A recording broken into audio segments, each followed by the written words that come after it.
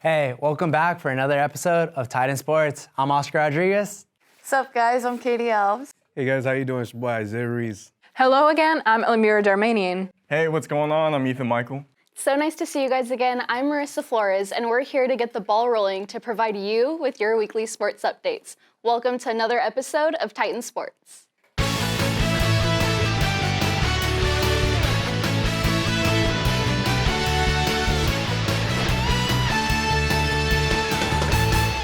The Los Angeles Rams will be traveling across the country to take on the Tampa Bay Buccaneers. Both NFC teams have only 3 wins this season, heading to their Week 9 matchup. Although the two teams met last year's NFC divisional round, they are both slacking this season on both sides of the pigskin. Father Time seems to be chasing Tom Brady as the Rams fight off a Super Bowl slump. The Rams star wide receiver Cooper Kupp is questionable to play on Sunday due to an ankle injury he suffered in last week's loss to their NFC West rivals, the San Francisco 49ers.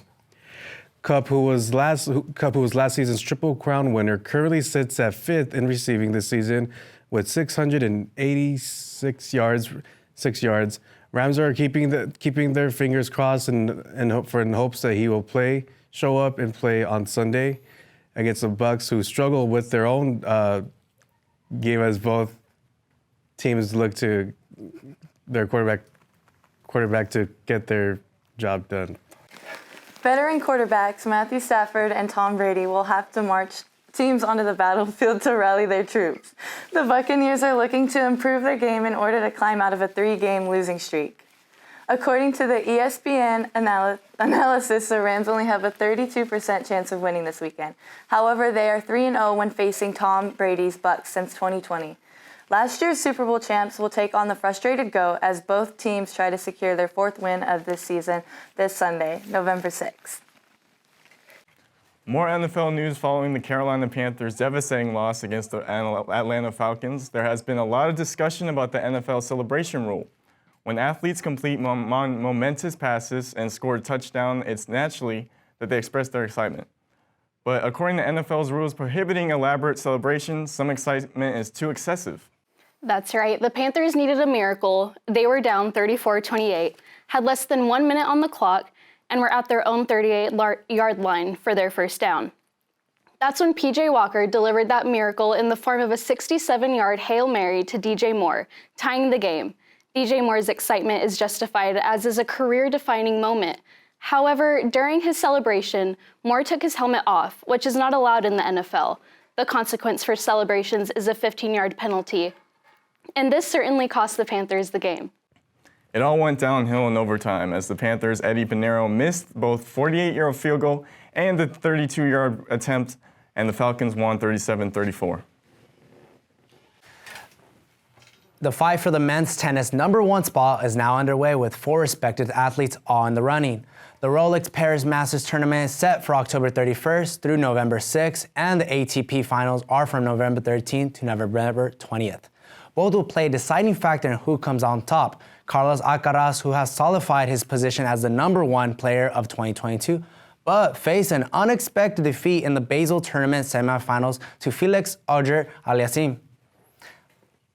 As of now, the Spaniard still has a comfortable lead over Rafael Nadal, Stefanos Tsitsipas, and Casper Ruud, but that could quickly change by the end of the year depending on all their performances. If Alcaraz delivers, then he'll be the youngest #1 ranked male player at the age of 19 since when the first rankings for singles were published in 1972. Now, on the other hand, the 36-year-old Nadal, can still become the oldest #1 player at the end of the season in history. However, Nadal may no longer be putting tennis as his #1 priority.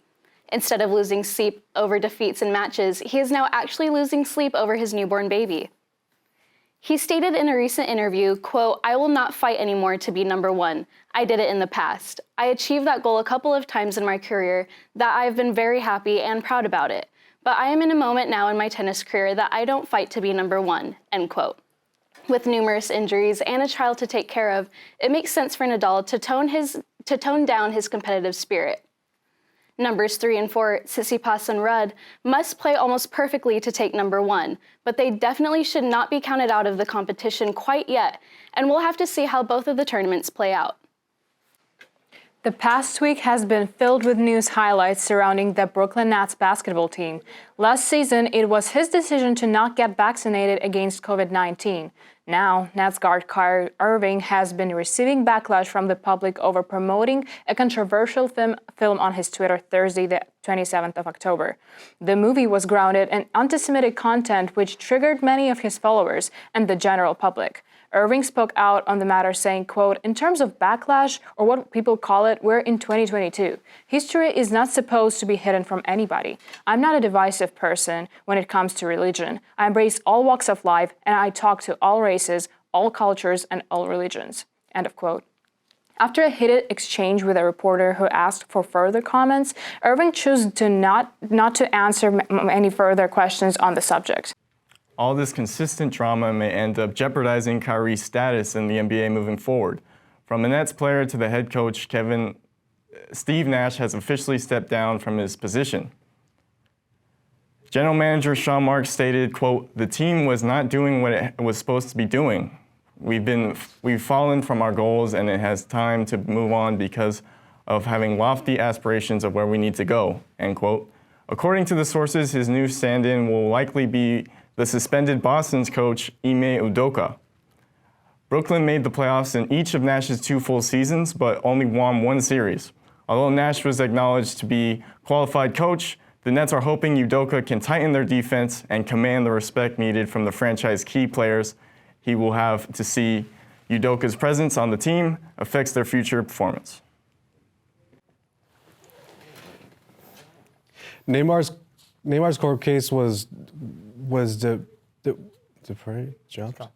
dropped by the Spanish prosecution, and all charges against the 30-year-old player regarding his transfer from the Brazilian club Santos to FC Barcelona are dismissed. Among the charges, his parents and two of Barca's presidents were also facing.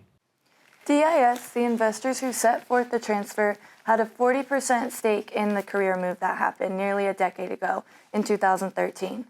They claimed that switch was undervalued and that Neymar, Barcelona, and the club were masking the true cost of his transfer. DIS was initially seeking 5 years in prison for Neymar and around $150 million in fines.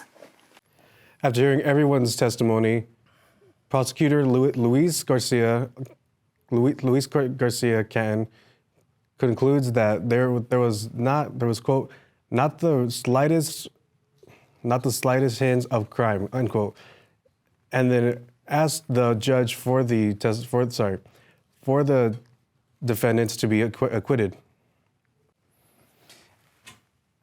Many soccer players around the world will not be heading to Qatar for the 2022 World Cup. A surprise to many fans as we get closer to the opening match day.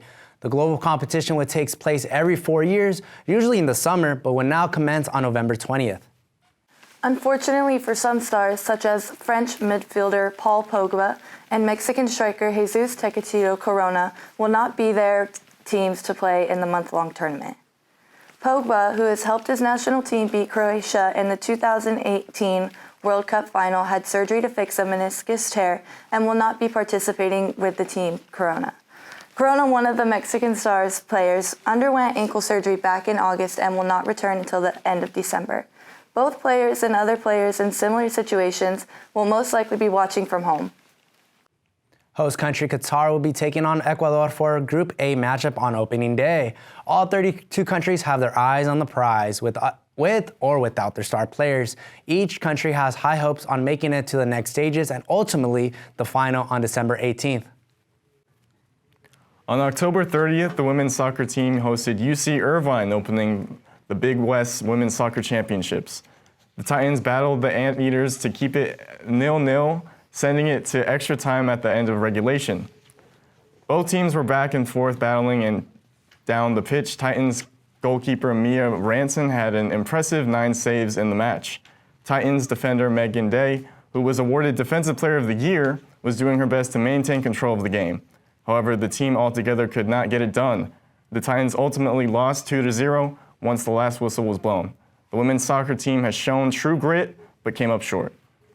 A learning experience for the Titans as they try to bounce back next year. Titans coach Damian Brown was asked if they changed their approach in playing Irvine this time around and stated, quote, "No, I thought that the way we played all year has been really good for us, so we didn't feel the need to make any real changes. We wanted to pay attention to see if they had done anything different, and they didn't make any real changes. It was a really even played match," end of quote. Many of the players will be graduating soon, and the squad will be getting an update when soccer returns. Our men's soccer team have also made their presence known this year with 3 players representing our school on the early all-conference teams. Sebastian Cruz has been named the Big West Midfielder of the Year and has earned the 18th ranking in the entire country, finishing with 22 points on 8 goals and 6 assists. This cements him as the first Titan to ever win a Player of the Year award outright. The talented junior has successfully managed to achieve honors in every one of his 3 seasons with Cal State Fullerton. 2 first-year transfers, Rizik Benihani and Giovanni Calderon, also demonstrated their soccer skills throughout the season. Benihani was named to the Big West second-team All-Conference after finishing the year with 5 goals and 6 assists. Dan Calderon was this year's Big West honorable mention after holding the Titans' defense together all season. He took to the field in 18 out of 19 games with 1 goal and 1 assist to his record. The Titans finished the season strong with an 8-5-5 overall record and a 3-3 record in the Big West play. They unfortunately missed the Big West tournament due to a tiebreaker with Sacramento State, but with such gifted athletes in their arsenal, we can't wait to see how they are next season. All right, don't go away, folks, because our roundtable discussion is coming right after the break.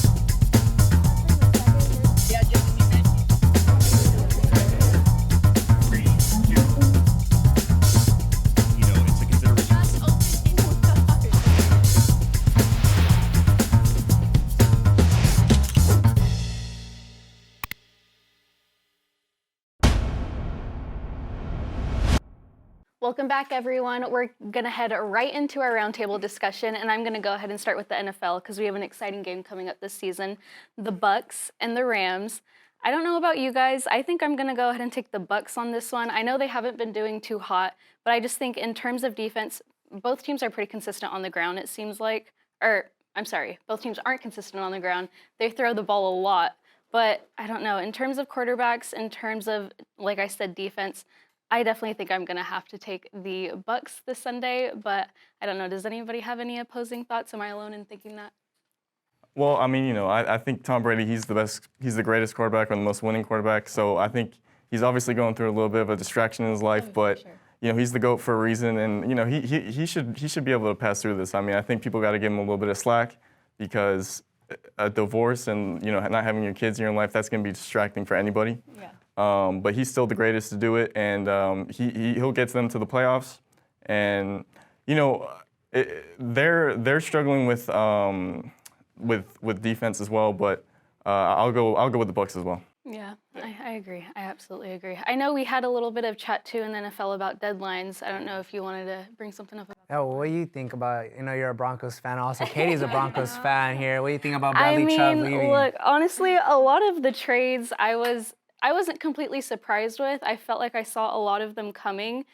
As far as the Broncos go, though, I felt like no matter what trades were made, not that I've necessarily lost hope, I just don't necessarily like our coaching staff. I'm gonna be flat out with it. It's not our season. No, it's not our season. It's not at all.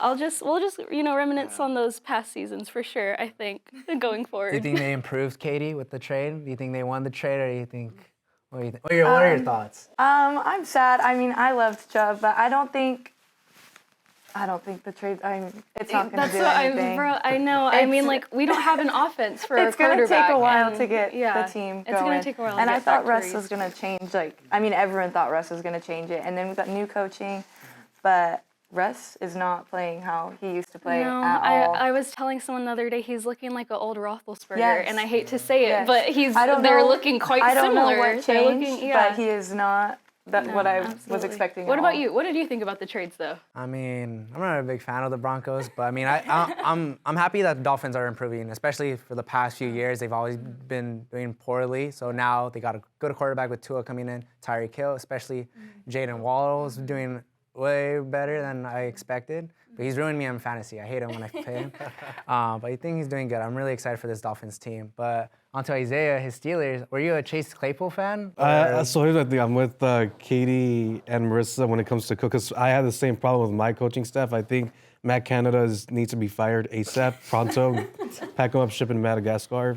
But I like Chase Claypool. I think with Claypool, Pickens, and Deontay Johnson, who is still highly underrated, I think you have a really good set of receivers right there. And the Bears knew that. That's why they were willing to give up that second-round pick, which I'm glad we at least got. But I would have rather have seen us get a new offensive coordinator, call plays, and really utilize all three of their assets. Because Deontay Johnson, first of all their players for the Steelers that were good last year, they all are going to take a slump because Kenny Pickett being the rookie and he's struggling right now. So I expected that, but I just, I'm glad that was it, and I'm glad it was nobody else that they traded. I'm glad we got a second-round pick for it, but I mean, I'm the same way. I think we need a different coaching change for our offensive coordinator for sure. With that going on still, with that trade, do you think Justin Fields going to improve on his Oh, yeah, performance for now sure. with having now a target? Yeah, for sure. Now that, I'm not a Bears. Obviously, I'm not a Bears fan, but I do think Justin Fields now is definitely. I hope they call plays the right way to get Chase Clay, because he's a big dude. He's a big play receiver.